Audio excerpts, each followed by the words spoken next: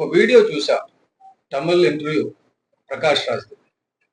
నాకు నవ్వు వస్తుంది. వాడు ఏమంటాడంటే, ఒక ఫుట్బాల్ ఆడాలంటే నువ్వు ఏ పార్టీ, ఏ ప్లేయర్, ఏ గ్రూప్ లో ఉండాలి, ఇవతల వైపు ఉండాలా, అవతల వైపు ఉండాలా, ఎంపైర్ గా ఉండాలా, ప్రేక్షకుడిగా ఉండాలా, నిర్ణయించుకోవాలా. పవన్ కళ్యాణ్ ఫుట్బాల్ అయిపోతే ఎలాగా? అలాగే రాజకీయాలు అనేది ఈ పార్టీలో ఉండాలా, ఆ పార్టీలో ఉండాలా, గద్దర్కి బీజేపీకి సంబంధం ఏంటి, అలాగే చెగువీరాకి బీజేపీకి సంబంధం ఏంటి అంటాడు. అసలు బుద్ధుడు గురించి ఏమైనా ఐడియా ఉందా? బుద్ధుడు అన్నది మిథ్యా మార్గం. అటు క్యాపిటలిజంలో లేదు, ఇటు కమ్యూనిజంలో లేదు, మధ్యలో ఉంది. డెవలప్మెంట్ మానవులకి ఏంటంటే కలియుగం ఇది. కలియుగంలోని కంప్లీట్ గా ఒక రైట్ చేయడానికి అవ్వదు. అందు గురించి చెప్పి పవన్ కళ్యాణ్ గారు అటు చెగుబెరగా పనిచేస్తారు, ఇటు బీజేపీ లాగా క్యాపిటలిస్ట్ లాగా పనిచేస్తారు. ఆయన ఏంటంటే సంపదను సృష్టించాలి, సంపదను అందరికీ పంచాలన్న ఆలోచన ఉంది.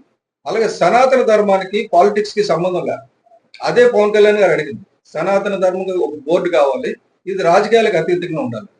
దీనికి అసలు బేసిక్ గా ఇంకున్న అర్హత ఏంటి ప్రకాష్ రాజ్ కి? ఇది ఒక ఎడ్వర్డ్ రాజ్. ఎందుకంటే ఒక ఒక ఒక క్రిస్టియన్ అంటే మత పిచ్చి ఉన్నాడు. క్రిస్టియానిటీ గ్రేట్ ఇది, నేను క్రిస్టియానిటీ జోలికి వెళ్ళను, కానీ మత పిచ్చి ఉన్న వాళ్ళు ఉంటారు చూసారా. ఇప్పుడు బీజేపీకి సనాతన ధర్మానికి ఇబ్బంది లేదు, బీజేపీకి ఇబ్బంది వచ్చింది కాబట్టి పవన్ కళ్యాణ్ వచ్చి మాట్లాడుతున్నాను. బీజేపీకి కాదురా బాబు వచ్చింది ఇబ్బంది, జగన్మోహన్ రెడ్డికి. మీ జగన్మోహన్ రెడ్డి ఆయన అసలు మరి అది వైఎస్ఆర్ అంటే ఆయన ఇంటి పేరు ఏంటో అదేంటో నాకు పూర్తిగా తెలియదు, కానీ మీ క్రిస్టియన్ జగన్మోహన్ రెడ్డికి వచ్చింది ప్రాబ్లం. ఆయన మా సనాతన ధర్మం మీద పడ్డాడు.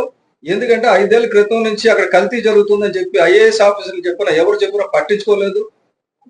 ఫిర్యాదులు వచ్చినా పట్టించుకోలేదు. ఆఖరికి అది ఏదైతే నందిని నెయ్యి కంపెనీ ఉందో, మేము 50 ఏళ్ళ నుంచి నెయ్యి సప్లై చేస్తున్నాం, మేము ₹1 లాభం వేసుకోకుండా స్వామి గురించి సప్లై చేస్తున్నాం, ఇంతకంటే తక్కువ రేటుకి సప్లై చేస్తే అది కల్తీ అవుతుందని చెప్పి 5 ఏళ్ల క్రితం చెప్పారు. కానీ కల్తీ అవ్వాలని కదా నీ ఉద్దేశం? మా మతం కల్తీ అవ్వాలా, మా ధర్మం కల్తీ అవ్వాలా, బీక్ అవ్వాలా, ఇది నీ ఉద్దేశం. ఏ రోజైనా శ్రీరాముడి తల తగ్గిపోయింది అక్కడ వచ్చి ఎప్పుడైనా వచ్చి నువ్వేమైనా అడిగావా? అప్పుడు రాముడి తల తగ్గొట్టినప్పుడు ఎందుకురా జగన్మోహన్ రెడ్డి నువ్వు పట్టుకోలేదు, ఆ దోషులు పట్టుకొని శిక్షించాలి కదా, నువ్వు ఎందుకు పట్టుకోలేదని జగన్మోహన్ రెడ్డి మీద మాట్లాడావా?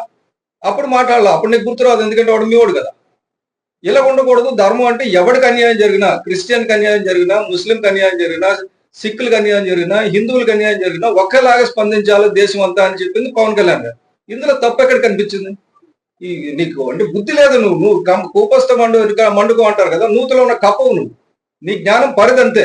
పవన్ కళ్యాణ్ గారు ఒక సముద్రంలో ఉన్న మంచి తాబేళ్ళాటాడు, మొత్తం అంతా తెలిసి ఆయనకి ఏమో జరుగుతుందంటే. కాబట్టి ఇలాంటి ఏదో సలహాలు ఇవ్వడం మానేసి ఫుట్బాల్ తోడు ఆడితోడు వీటితోటి కంపేర్ చేయక, ఏమైనా నీకు ధైర్యం ఉంటే, దమ్ము ఉంటే జగన్మోహన్ రెడ్డి మీద ఒక 2 ఎందుకురా ఇన్నాళ్ళు జైలు తప్పించుకొని తిరుగుతున్నావు, మన పరుగు పోతుంది, నువ్వు అర్జెంటుగా వెళ్ళి కోర్టుకు వెళ్ళి నిర్దోషిస్తూ నిరూపించి రా అని చెప్పొచ్చు కదా. జైలుకి వెళ్లకుండా బెయిల్ మీద ఉన్నాడు. ఇన్నాళ్ళు ఎందుకు బెయిల్ మీద ఉన్నావు అని ఎప్పుడైనా నువ్వు అడిగావా జగన్మోహన్ రెడ్డిని? పవన్ కళ్యాణ్ దగ్గరికి ఎందుకు వస్తున్నావు?